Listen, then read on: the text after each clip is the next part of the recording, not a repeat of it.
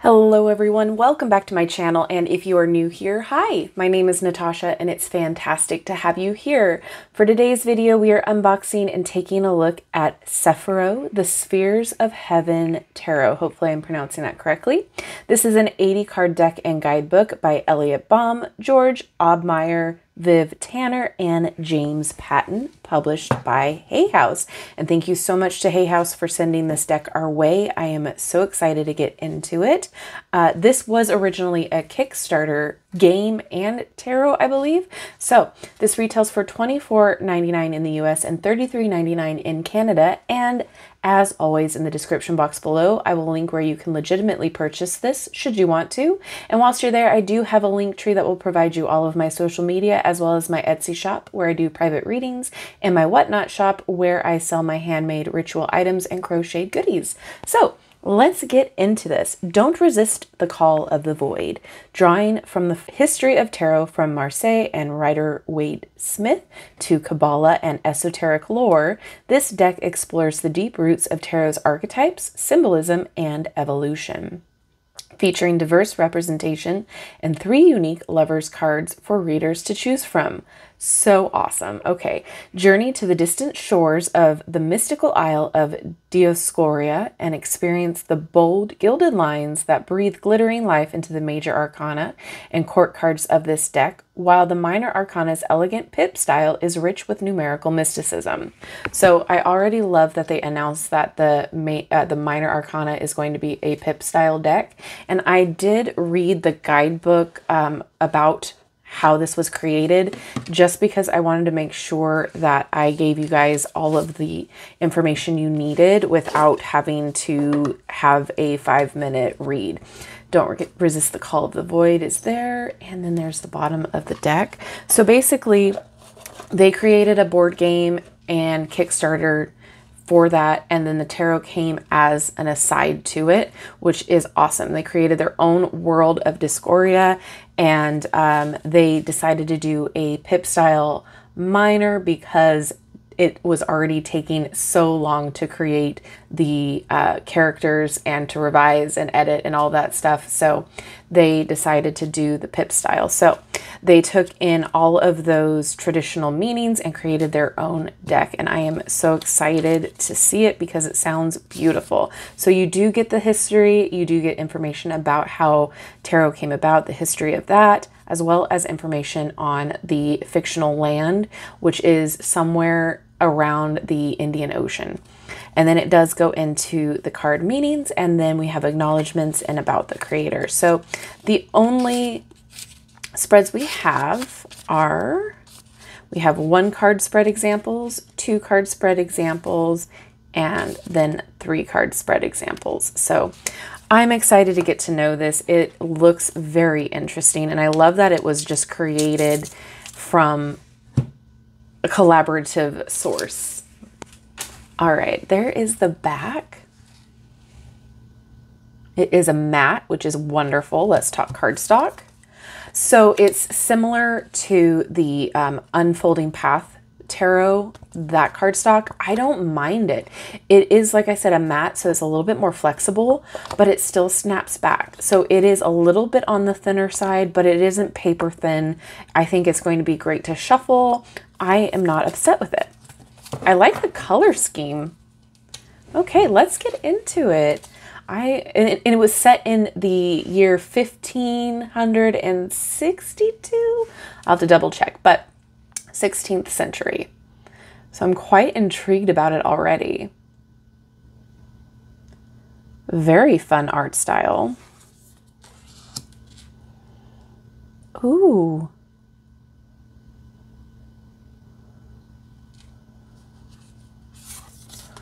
I really like the colors. It's different, but feels familiar.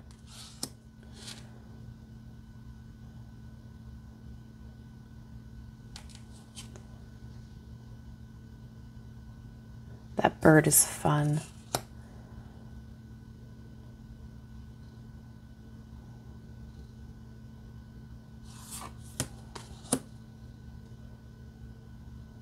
No borders.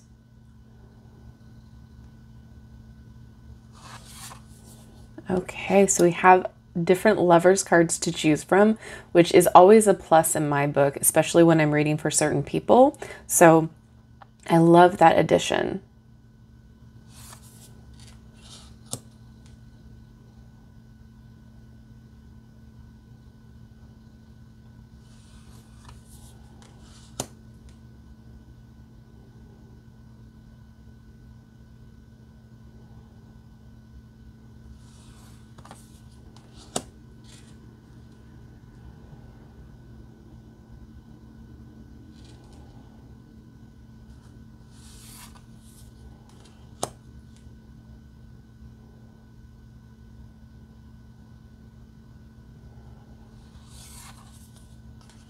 It's beautiful.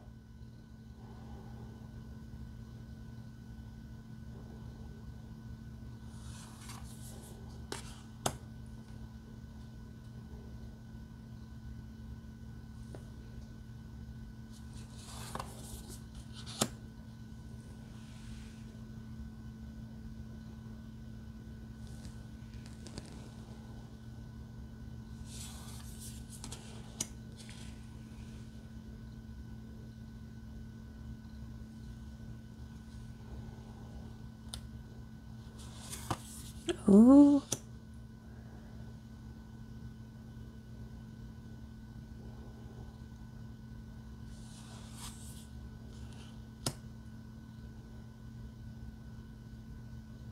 It's so pretty. I really enjoy this art style.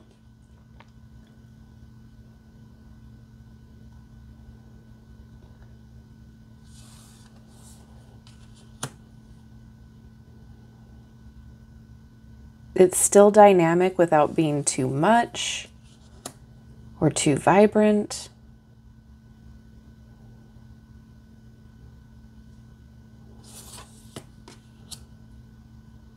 That's gorgeous.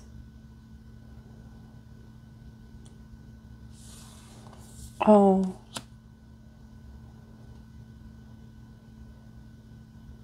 Hopefully the camera is picking up all of the colors and it's not looking too washed out, because it is not. It is on the, there's a lot of pastels in here as well, so hopefully the camera is not washing it out. Gorgeous.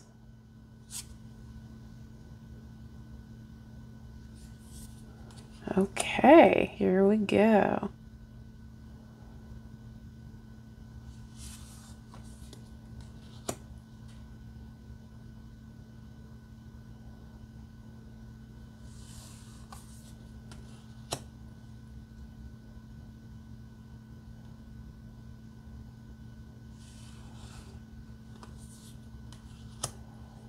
Very interesting.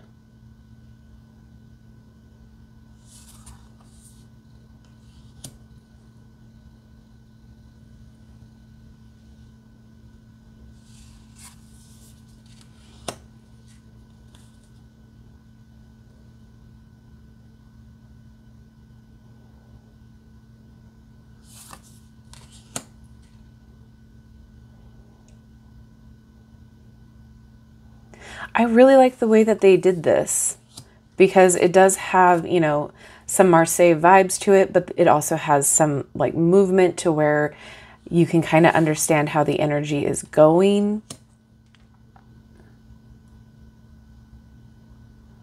Great example of a pip deck.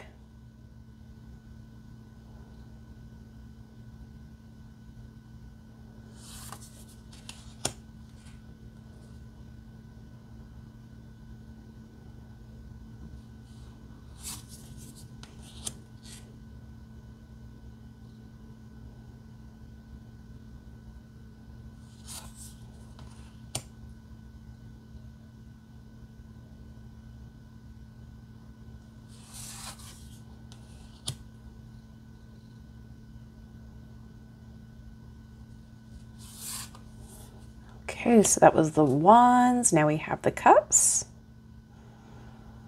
Really fun. I like that.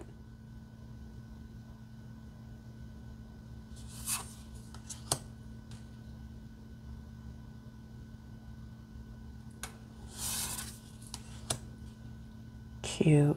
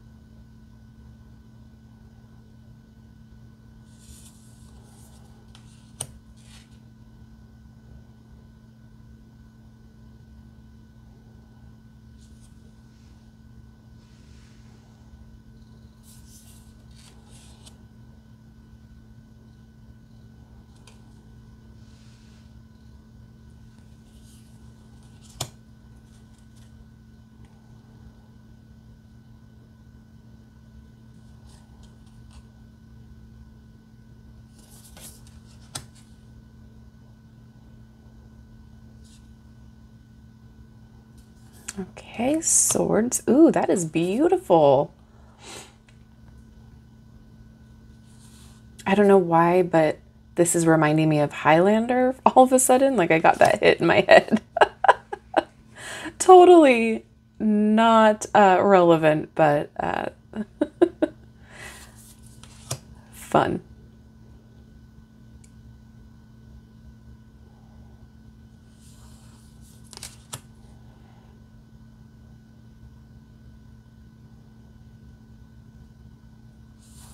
I like that we have different types of swords. That's fun. Breaks it up a bit.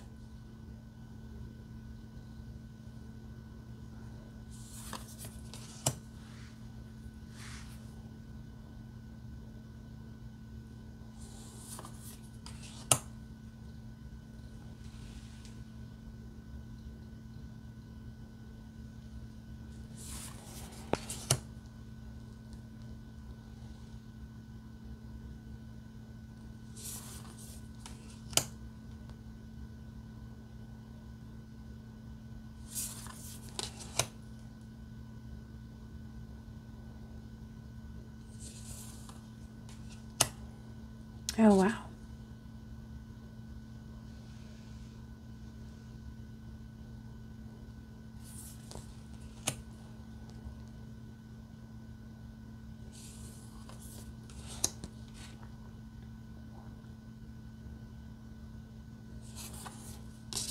Oh, wow, that's gorgeous.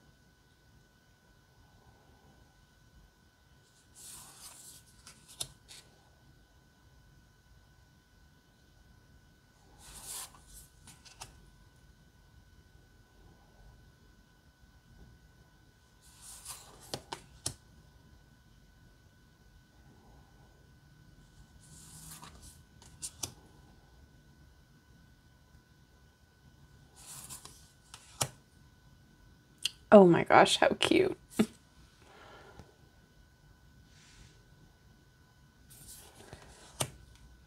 I love the blue.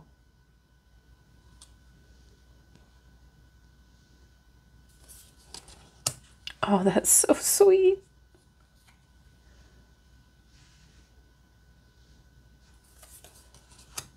And the king. All right, let's see how it shuffles.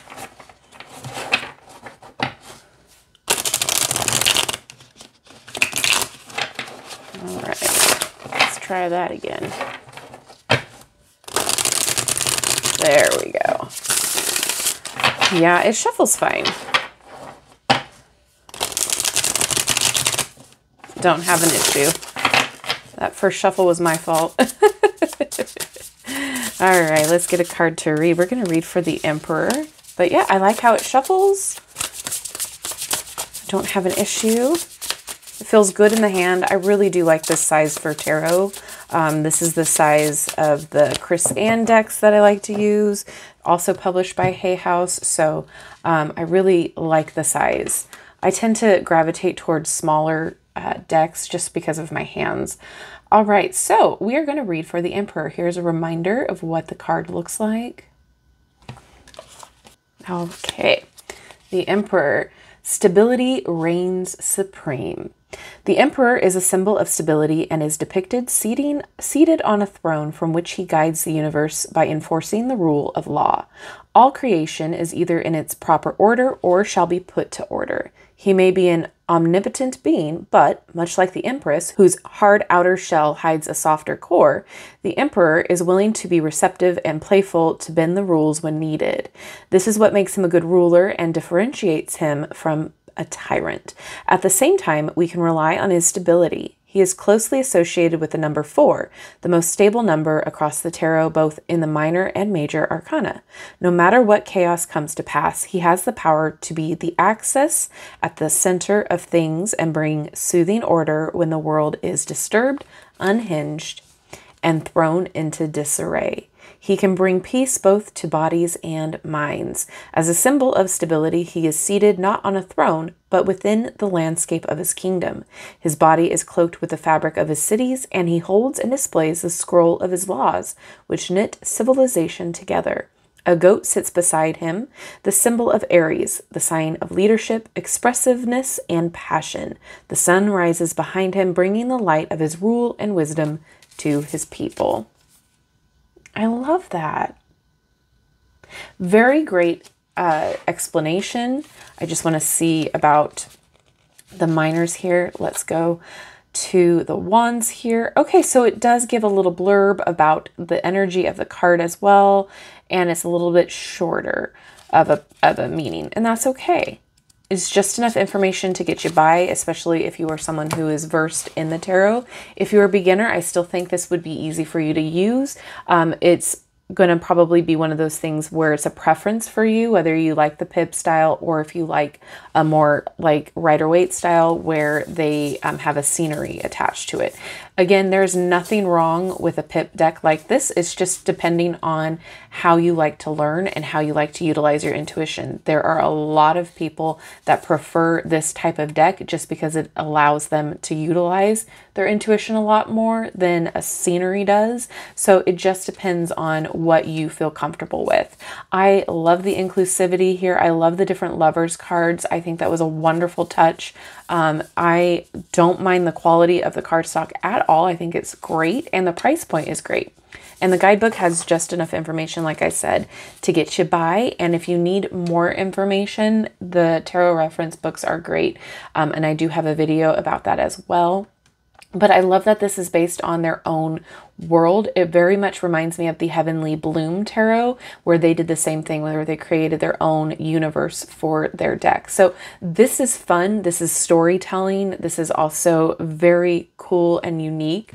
And I really appreciate that about this deck. I think this is a fun way to create a tarot deck. Now, I would love to know what your guys' thoughts and opinions are on this deck. Is this something that you already own? Is it something that you've already loved? Or is this a pass from you? Let me know all of your thoughts down below in the comment section, and drop a horse emoji if you've made it this far in the video. Thank you so much to Hay House for sending this our way. I am excited to get to know it a lot better.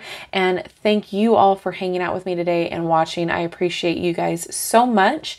And if you have not done so already, don't forget to like, subscribe, and hit that notification bell on the way out of this video. That way you will never miss an upload from me. Have a wonderful rest of your day, and I will see you in my next video. Bye-bye.